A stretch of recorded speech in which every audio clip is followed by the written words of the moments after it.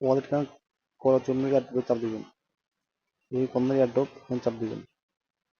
তারপর join you TG channel, join your TG channel এখানে চাপ দিবেন একটা। তারপর জয়েন। তারপর দেখেন আমাদের এখানে আগে থেকে জয়েন দেওয়া ছিল, আর জয়েন দেওয়া লাগবে না। যাদের যাদের জয়েন দেওয়া না তারা তারা জয়েন দিয়ে দিন।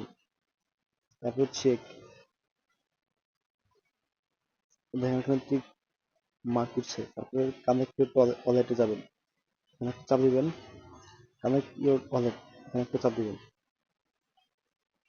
তারপরে নতুন কিপার এখান থেকে কোন কিপারে ওয়ালেট কানেক্ট করবে, তার জন্য কোন কিপার ওয়ালেটে চাপ দিবেন।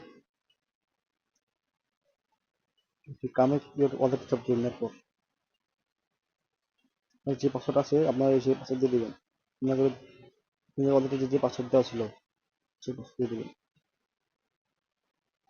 ওকে, ডান।